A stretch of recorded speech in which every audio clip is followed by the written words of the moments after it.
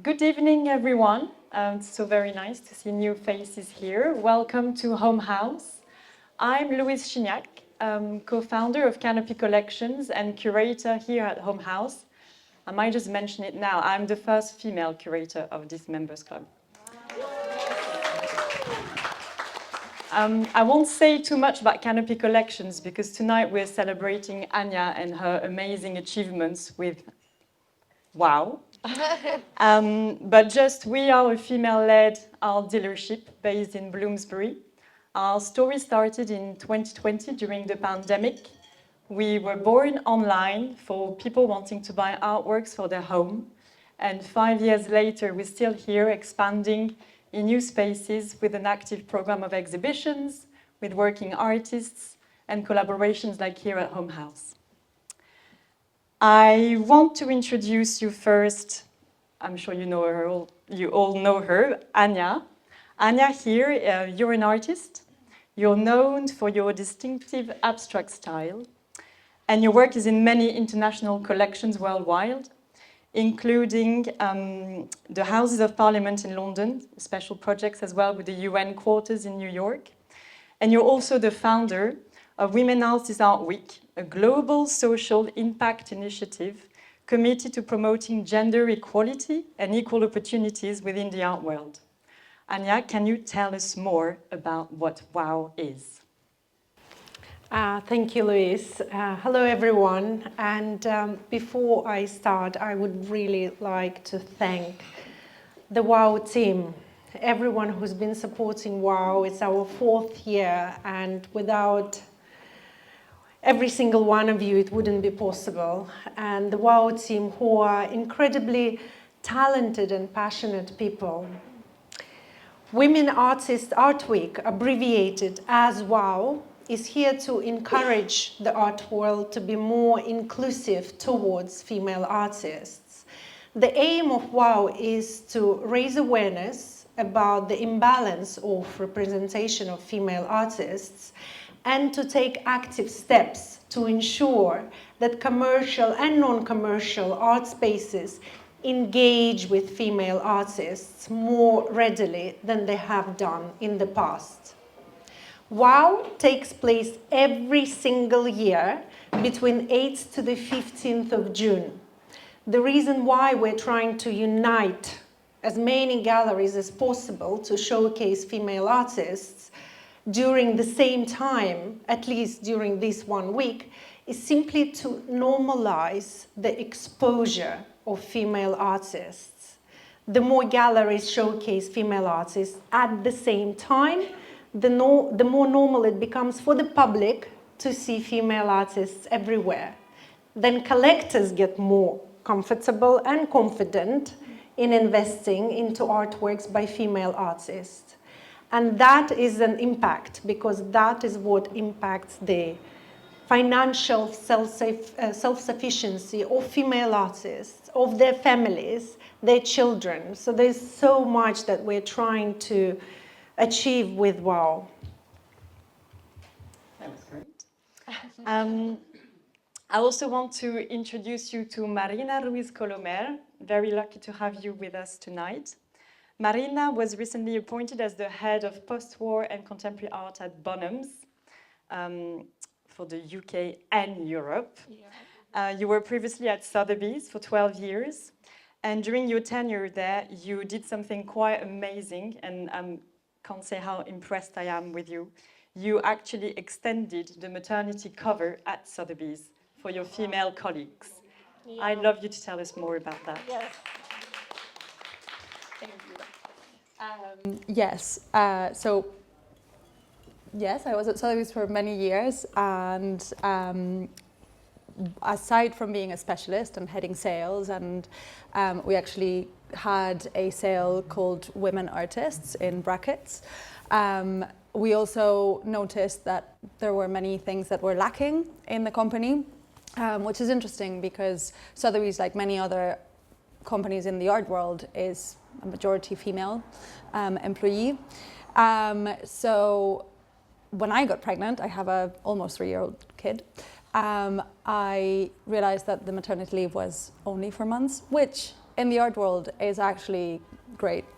But I was having none of it, and I was really annoying with HR, and they extended it to 6 months, which might not seem like a lot, but in the art world, it is actually great.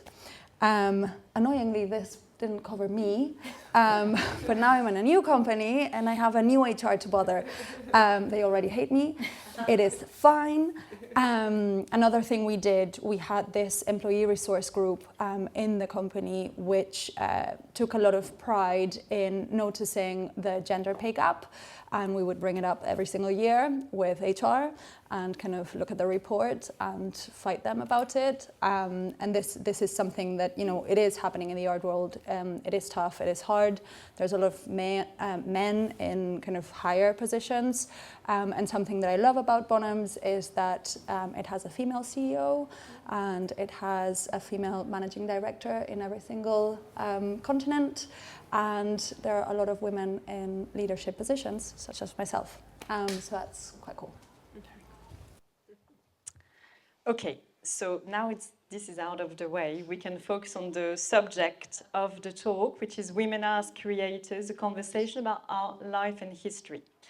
So as we are celebrating Women Artist Art Week, we wanted to reflect not only on what you've mentioned, the inequality in the art world, which is not always the most uplifting topic, definitely not for a Monday evening, but rather focus on something more positive and actually less talked about, which is how female artists throughout art history have found ways to keep creating in the face of societal barriers, and highlight women artists' assiduous dedication to their practices. So my first question is for you, Anya, because you are a practicing artist. As an artist today, how did the idea of Women Artist Art Week was born? I want to know how you got there and how you turned it into a global movement. In all honesty, I had a breakdown in my art career where I wasn't sure anymore whether I want to pursue my career as an artist professionally anymore. I've been an artist, practicing artist in London for over 20 years. And I went to do my master's at St. Martin's, where I researched the representation in the art world, and that opened my eyes completely to the art world in a positive and negative way. Negative because I realized how unfair it was to female artists. In a positive way, I felt like I'm not so bad as an artist. It's just the industry. And part of my project was to launch a live project, live initiative, which was very local to London. I started my research in 2019 and launched WAAW in 2022. And within 2 years, WAAW has become a world initiative. It moved from a local London initiative into a global movement, which indicated to me that there isn't just an interest in that, there is a huge support as well. So the timing was right. And now we have galleries all over the world, in Tanzania, in Kazakhstan, in Miami, in New York, in Brazil, huge support in Brazil, in Morocco, Europe, America, and so on. So as difficult as it was to build it up, it was incredibly encouraging, because speaking to galleries who had no idea that there was a misrepresentation. And by the way, when we talk in WAAW about gender inequality, we simply talk about same opportunities at work and being paid the same amount of money. We're not talking about anything else. I just had a lovely talk with the Tria Galleria in Brazil, and the owner is man, and he said, I had no idea that there is a misrepresentation. After talking to WAAW, we looked again at our artists and we realized that we don't represent enough female artists. So, and they fixed that, which to me, like, okay, one brought to tears, two made me more active and you know, I understood that this is exactly why we're doing WAAW, and we need to continue. And yeah, so that's sort of a rough idea how it came together. We often talk about the lack of equality indeed, and you always talk about figures, because in the art world, the most public data we have access to often come from auction houses. So, Marina, as an art market expert, we've seen quite a lot of those results come public. How does that translate in terms of prices, in terms of auction results for both living artists, not alive artists? What is the gap there? What's the discrepancy?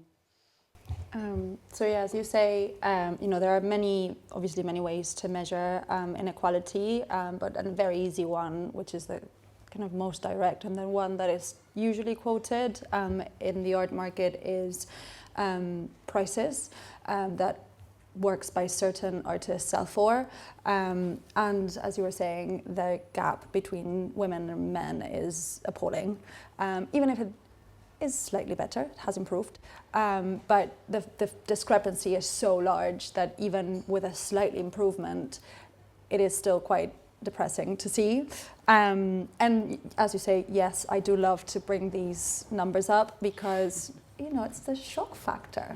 And it's important to know these things. You know, the highest price for any work ever sold at auction, and you know, I am talking at auction because there are higher prices achieved privately, but this is private data, so I can't really either know it or discuss it.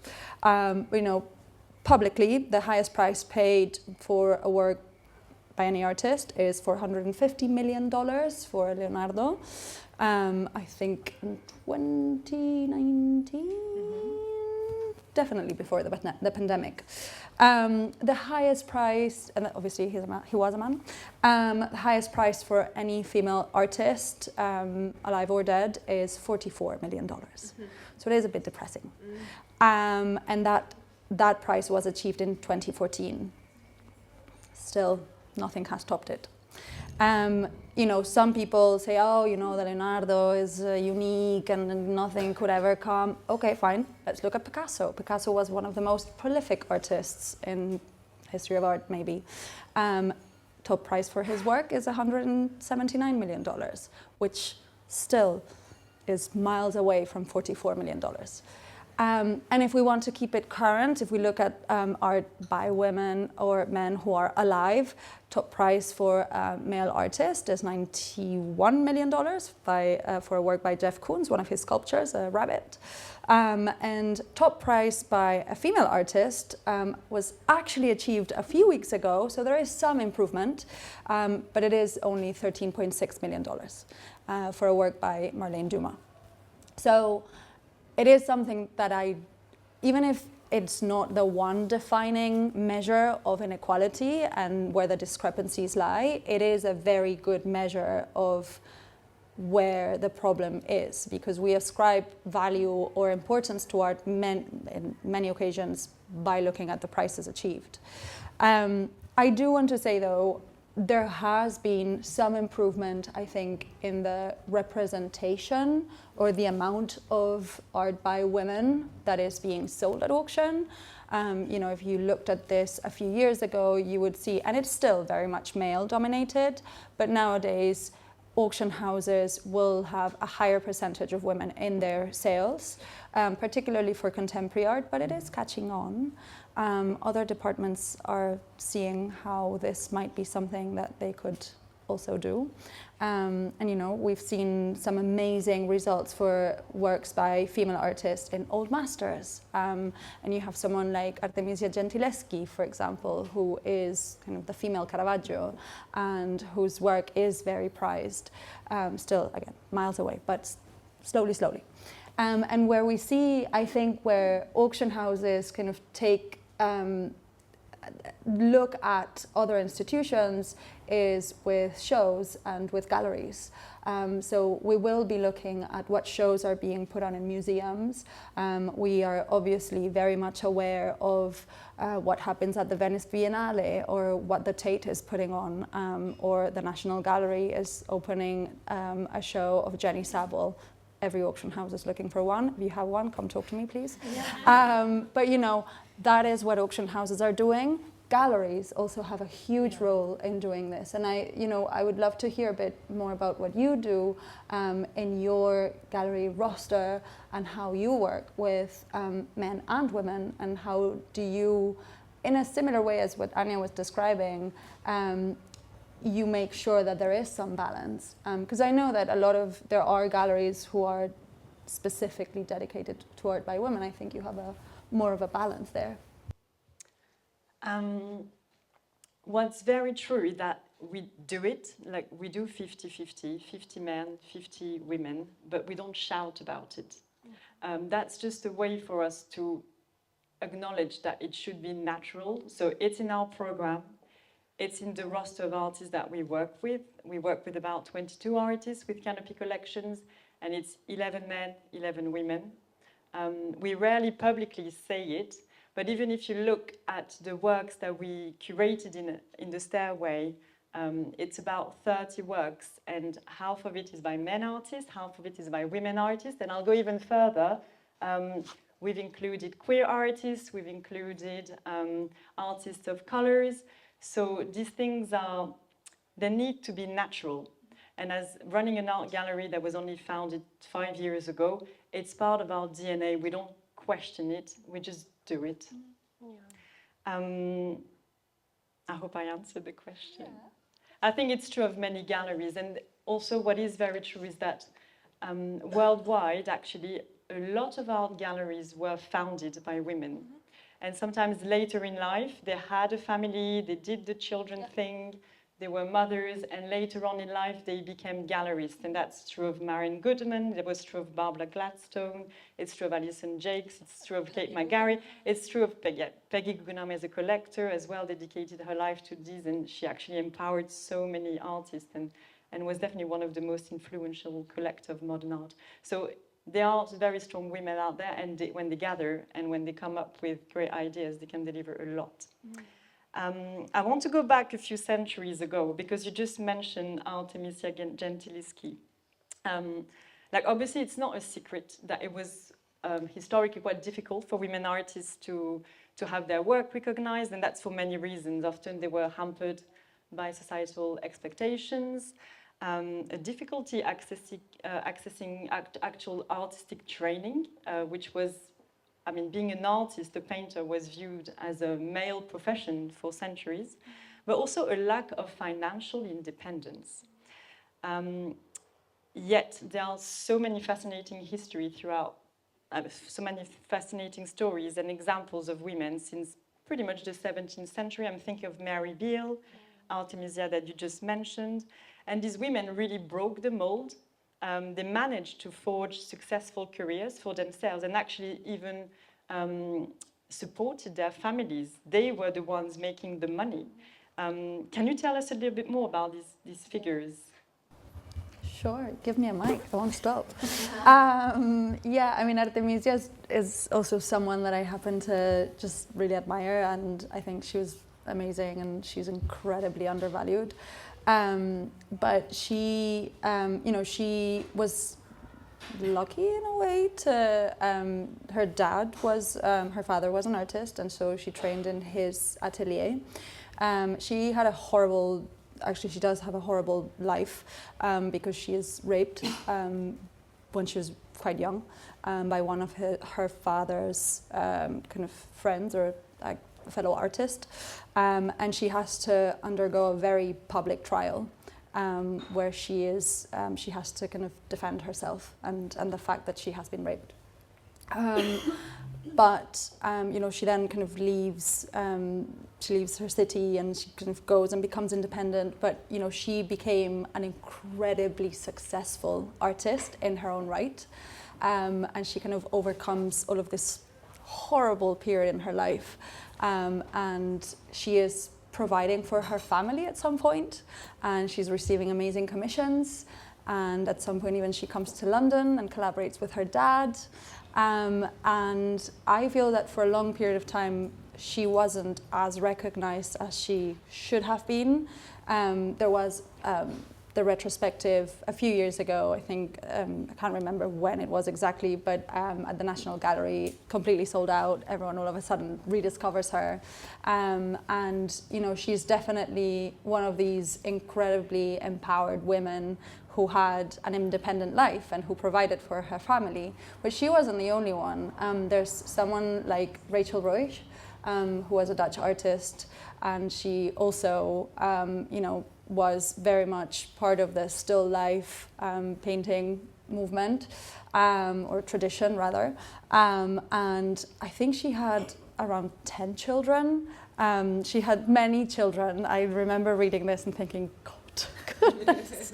And her husband was also an artist, and he wasn't as successful as she was. So she was the breadwinner of the family. So we do have these stories throughout art history of women who were just incredible and were lucky or unlucky, but they were just able to pursue what they wanted to do. It's just been very hard, as you were saying. Women haven't really had access to formal training. One of the facts or statistics that I always, again, like to bring up is that women weren't able to train at the Royal Academy until 1860. And even when they did that, they weren't allowed in all the same classes as their male colleagues. So, you know, there were some classes that they couldn't attend, like drawing in the nude was not a thing that women artists could do. And so they missed out on a lot of formal training that would impact their careers. And what you were saying earlier of kind of doing research and wondering why, I just feel that there has been a lot of blocks throughout art history for women to belong. You know, the surrealists who are now having a big moment, and you know, female surrealism is everywhere. Female surrealists some were expelled from the group, some were not allowed to be part of it directly.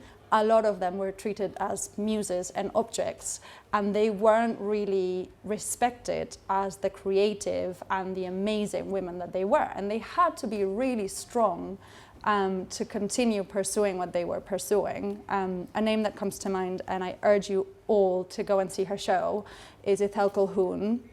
She has a show at the Tate, so please do go see her. She was nuts, and she was part of the surrealist group, and she was expelled. And her career took a hit because of that. But yeah, I'd love to hear some of your experiences, because you must have now, many years later, must have gone through similar stuff. Yeah, thank you. And actually, thank you so much for giving us the statistics, because when I speak to people, they really, really do not realize that there is a gap, that there is a problem, right? Until they hear the statistics, the numbers. That's what puts everything in perspective. As an artist, I went, with WAAW, even in 2019, when I was writing the research and approaching galleries, I had to shame them for not having female artists. And it was a norm. At least now, I don't have to do that. It's a celebration. It's not a shaming game anymore, which makes me feel at ease. But back then, for example, with me, I had to hide for as long as I could that I was pregnant, because I wouldn't be invited even to events, because that's it, written off. She's no longer an artist. After having a baby, I had an international exhibition 2 months after, just to prove that I'm still here, I'm still working. And now looking back, I'm thinking, what was I doing? It's my right to be a mother. I have a little one, so I should be there. So I tell every artist, every female artist now when they have babies, take your time. This is your time. And after that, you come back to it and your works will be a lot more complex, a lot more beautiful. You'll have a lot more to say. But now, thank God for galleries like yours, like Canopy collections. If you look at this artwork here by female artists, it's incredible and it has to be valued accordingly. There is a change in attitude, especially with women. I feel like that 50% of the world, all of a sudden, after the lockdown, I don't know what happened, but I woke up in a different world, in a different art world at least, where women had a completely different attitude towards supporting women. And I'm very happy to see a few men here today as well, supporting female artists. So yeah, it's been like that. And when I spoke to many female artists for my research, they had the identical story. And the thing is that the majority of people graduating from art schools are women. And then they disappear around the age of 30, probably because they start families. And then about 3% of them are out there doing well-ish. The thing with artists, though, it's not your job. It's not even your career. It's who you are, and have that taken away from you destroys the future of your children, because your mom isn't happy. So that's why it's so important for WAAW to make sure that collectors invest into artworks by female artists, because that stabilizes that underlying issue of independence, of being able to continue what you love doing, even though if you have a different job on the side, you still can sell your works, you can feel appreciated. And that is a huge drive for any artist, male or female.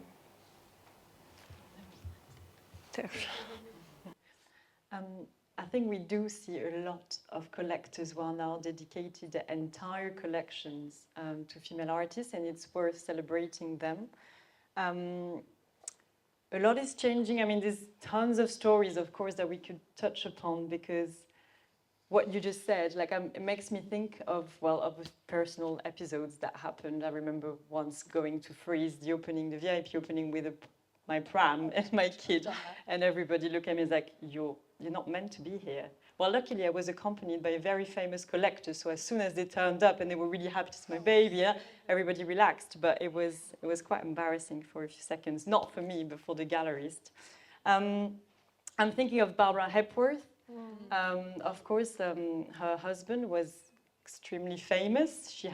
They had, but really she did it by herself, triplets.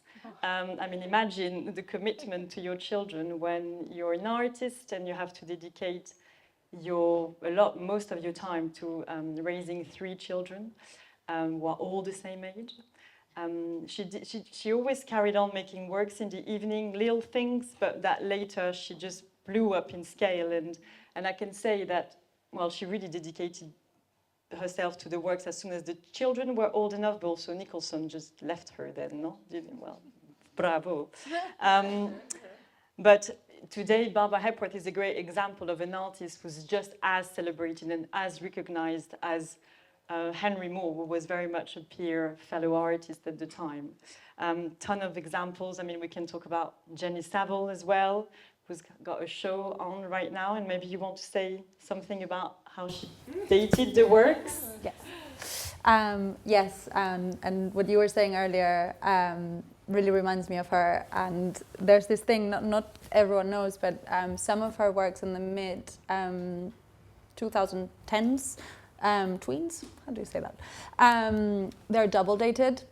And I remember we were selling one at Sotheby's a while ago, and when something is double dated in the art world, it's not necessarily a good thing. So, you know, you ask, and like, what does that mean?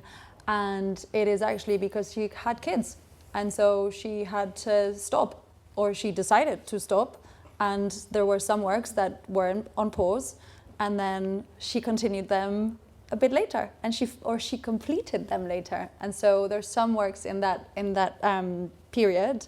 If you look for them, you'll find them, and that for me was just incredibly endearing. And it was a show of how strong she is, and how she's obviously then gone and done a lot about maternity, and there's a lot of her work which is about maternity, and I also love that about female artists recently, kind of aside from the traditional kind of Madonna and Child, which has always been a subject, but there has been a lot of revisiting of the figure of the mother, which in the commercial art world can be considered very uncommercial and very difficult to live with. But I think there have been quite a lot of artists who are very unapologetic about addressing this subject. And it is really cool to see how these seemingly uncommercial themes have become much more common or much more accepted. But someone else like Louise Bourgeois, who went to New York, she also had kids to take care of, and in a similar way, her work from the time where the kids were small is much smaller, and she only goes big much later when A, she can afford to do it, but B, the kids aren't at home and she doesn't have to take care of them. Because when she's at home, she's literally working in her kitchen, so she's making some paintings, and then she maybe goes upstairs to the terrace and she makes some sculptures with wood, which is what she finds. But she's not fully going out and making the bigger sculptures until much later, a lot of which deal with the concept of being a mother and not feeling like a good mother, and the guilt of being a mother whilst trying to be an artist. So there, in history or art history, there has been a lot of it. It's just I don't know that it is discussed as openly as it is now. I think we could go on and on forever. So maybe before we open to some questions, I just want to finish with a quote by Katie Essel, who's a very famous author of The Story of Art Without Men. It's about a 500-year survey book that celebrates female artists from the 1500s to the 2000s. And in her book, she writes, so I quote, "Overlooked artists are not a trend. Women artists are not a trend. Queer artists are not a trend. Artists of colors are not a trend." Anya, do you want to say one last thing here before we open for questions? Yeah, I'd love to. I actually feel very strongly about this quote because at some point it looked like female artists are now the trend. And we don't want that because the trends come and go, right? And we are trying to normalize the very existence of female artists. They've always existed, not just this year or since the lockdown. The female artist has always been there. So it's not a trend. Female artists have been there, are still there, and will be there. And the media, I think, usually makes it more sexy, in terms of trends. But I think we'll have to work hard and make sure that it is not a trend and stays there forever. I couldn't agree more. Well, thank you. Does anyone have any questions or want to share a personal story? Both. Sure. Hello, everyone. Hello. Thank you for your talk. It resonates a lot. Actually, I'm here to some capacity representing Tate, and I've recently been at the Barbara Hepworth exhibition and also really excited for Ethel. I visited it in St. Ives. It's amazing. Mm-hmm. Everyone go and talk to me about tickets if you need them. No, but I guess it's kind of a metaphysical question around what is it that needs to happen so we can have a woman artist that is valued at the same amount of money, right? Like, it's something that is more of a debate that I'm curious to hear more thoughts about than an actual question, but it is very much kind of like a Wall Street wolf situation where you know somebody who knows somebody, and it's instead of a commodity, a person that you're selling. So how do we find a way to make it sexy, the female artist concept, without sexualizing it, is something that I think a lot about. Do you have any thoughts? I guess this one is for me. I think, listen, it's very easy to be depressed when you see that gap. But I do think there has been an improvement in the sense of who is in the market as buyers, right? And it used to be that it was mostly men, or basically men. There were some women, like Peggy Guggenheim, we've mentioned her earlier, obviously amazing maker of markets, everything. But more and more, we are seeing female collectors, and that's really exciting to see, where the deciding person, the principal, is a woman, and they're much more financially independent. I remember reading a few years ago that a lot of women were collecting jewelry and diamonds, and I was like, that's cool. And they were just, buying diamonds and having them in a safe or for themselves, or whatever it was. And I think that also exists in fine art, and with women making bigger and bigger decisions. It'll take years, but in a way, I think the art world, it's a big ecosystem, so there's many things that will affect it. One side of it is the public marketplace, but there's a huge part of it that is institutions. And if the Tate is putting together shows of Ithel Cahoon, who we hadn't heard about a few years ago, and dedicating a big part of their program this year with Tracy and Frida next year and Ana Mendieta, like she's getting her own show at the Tate. That is so cool. So I think when you have that, it normalizes bigger prices, because obviously she had a show at Tate, so she must be cool. She must be good. And it's that, the writing of articles, the writing of books and monographs, and I just think everything is connected, and sadly it won't happen in the next 10 years maybe, but give it a few more and we'll close that gap a little bit. Can I have a follow-up question? Yeah. Also about the queen bee phenomenon and this concept of women who reached a place of power, who kind of are too scared to lose it and push the other women away. Like, is that a risk? Do you see it happen? Like, why would a woman in a position of power not buy Picasso but buy, a Frida? Or is it more of just like me thinking too much? Yeah, I think I haven't seen that happening. Actually, it's really interesting when you, my experience, and you'll probably have different experience of female collectors, but I feel that younger generations of women are definitely not afraid of buying art by women at all. I think it's more a generational thing than a queen bee situation.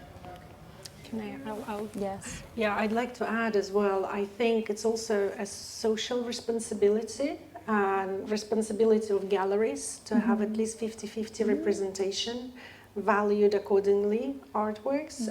Also, for example, I have an 11-year-old boy, and he knows a lot more female artists than he does male artists. And to me, it shows that it is possible. Actually, is possible. It all depends on us, on how we educate generations. And I agree, maybe 10 plus years and things will dramatically change. Oh, there are loads of questions now. Yeah. Okay. Maybe I can just go around it. I'm not trapped in there. Whoop, sorry. You are actually. I am trapped. You are trapped. I am trapped in my bag. Microphone. Give it a mic. Thank you. so excited. Thank you so much for that wonderful, wonderful talk. So I have a question about this economic practice that I have been reading about a while back now. So certain artists, male and female, they have this movement going where they want a percentage of every single sale that, let's say, their artwork does if it goes to an auction as a kind of a residual income, because they're saying the first time they sell a painting when they're still young, it can fetch a significantly lower price than it may fetch 20 years ago. And why should they be deprived of a percentage of that resale price? So I was just I'm not an artist myself, so I wanted to just ask everyone, what do you think of that if something like that were to ever come to pass? Do you think it would maybe do anything to close the gap in terms of, market value of art between male and female artists? That's the question. Sorry if it's really long. No, it's fine. I obviously have heard that question because I work in the secondary market, but I don't know if you are aware or the public here is aware of what the percentage is. It's actually quite small. This is the artist copyright. An artist copyright at auction it's a sliding scale from 1% to 4% of the hammer price, and the maximum that an artist in Europe can receive is 12,000 euros. So actually, there's a point where it doesn't really matter how expensive your artwork is, you will only receive 12,000 euros. I don't think this would help address any gaps. I'm not against there being copyright, actually in the secondary market there is copyright every single time an artwork, for European artists, an artwork sells in the secondary market publicly. At auction houses privately too. I can't talk about what galleries do. I don't know. But it's just like it's not that wouldn't be the thing that would close the gap. I don't know if you have something to add there. Мария, No. можешь, пожалуйста, взять? Sorry.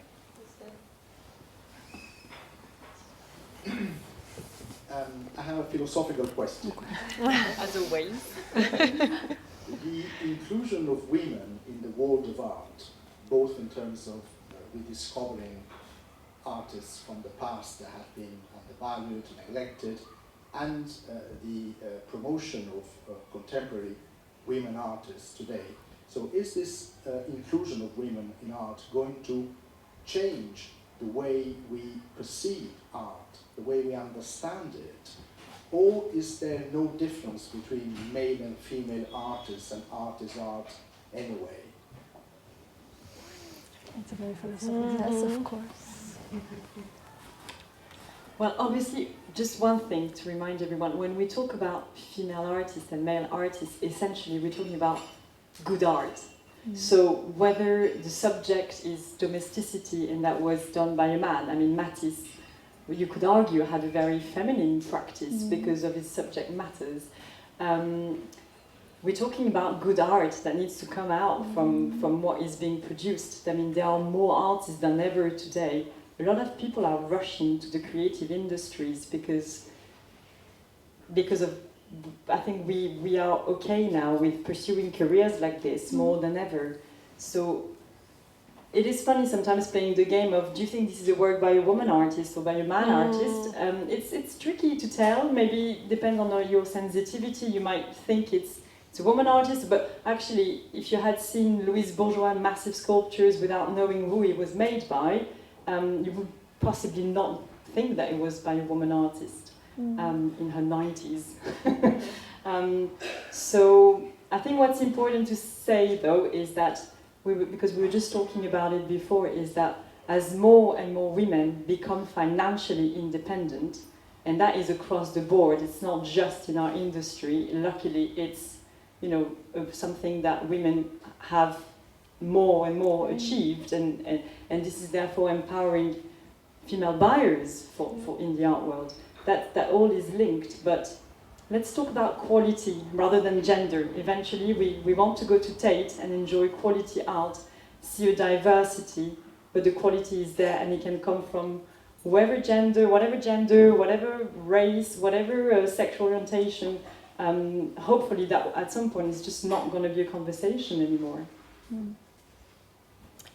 Any other questions? I think there was one at the back. Yeah. At the very back. Oh.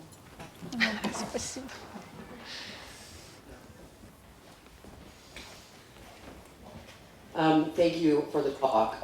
My question is twofold. I was really astounded by you sharing around the majority of art students are women over men. I didn't know that. And I'm not saying that's the only route into the art world, but because we can get our head around those numbers, it instantly felt like a betrayal. And I'm wondering, what can the educational institutions do, or where can they act on this? Because in a way that's a bit of a failure on the face of it. And secondly, what about auctioneers? Because I don't know that I've ever seen a female auctioneer, and other than yourself. What role do they play in terms of bringing the prices up, these sorts of things? I don't know, I'm asking very much as an outsider on that one, so thank you. You should answer the first one. Education. I'll address first part of your question, if you don't mind. In terms of education, I feel that yes, there is a failure in education, absolutely, and universities, schools have to include a lot more female artists for students to study about, but then also give more opportunities and support to the female students going forward. Also support in terms of when they have children, or if they don't have children, if they want to go on, because a lot of not deals, a lot of meetings happen outside of your studio, outside of your art school, happens sort of some after party, you meet a collector and everything. Something that men tend to attend a lot more frequent than women for many reasons. I don't like going out in the evening. If I have time, I'd love to be in my studio, and that's okay, and it should be encouraged and supported. But in terms of education, I think there's a huge gap of female artists for students to learn about, to base their research on. Mm-hmm. And to the second part of your question about female auctioneers, I am a female auctioneer.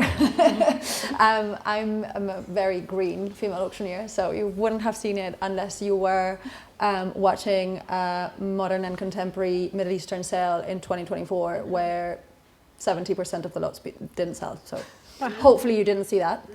But there are more female auctioneers. Both Christie's and Sotheby's, who are like the bigger names, are now a bit more conscious of that and are having female auctioneers take the big auctions, the evening sales. And you know, other auction houses such as Bonhams are also very aware of that gap and wanting to diversify their rostrum. Literally, before I came here, I was doing my kind of retraining to get started again. So, you know, hopefully in a Bonhams auction near you, you'll have another auctioneer. Right, one last question, or should we go back to drinking cocktails? No? Sorry, thank you so much. Good evening, everyone, and thank you for such a wonderful evening. I think this question is to Louise from Canopy Collections. I think it's a general art question. When you begin to collect, as a beginning collector, is there any advice for everyone tonight? What do you look for, or where do you start when you start building your collection?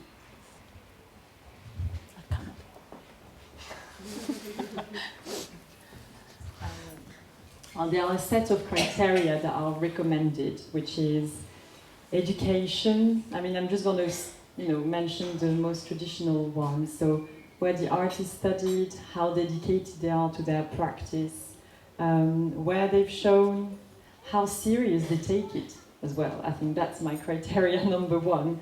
How patient they are, because art, having a career in the art world is just not about making quick bucks. It's a long term, it's a lifeline. We're really talking about life dedication. So I recommend young collectors, new collectors, to look at where the artists come from and how serious he will be, or she will be, towards developing, a career, focusing on their work. But most importantly, I think it's just buy what you love. Recently we were featured in an article in the art newspaper that was called End of Investment Art, and I think there is something to say about if you ever buy for investment, you're just going to get it wrong. So since it's going to live in your above your sofa or in your bedroom, it's kind of like having another person in your house. You just want to like the person, no? Like, you want to like the artwork you're going to live, and an artwork is to be enjoyed here in a room, or not in a storage. So I think what I always, when clients ask, is it a good investment? I just go back to them and say, do you like it? And often that's the question that sort of steered the conversation somewhere that feels a bit more human. We are talking about human creations, human lives, and that should be celebrated as much as possible. Okay. Thank you, everyone.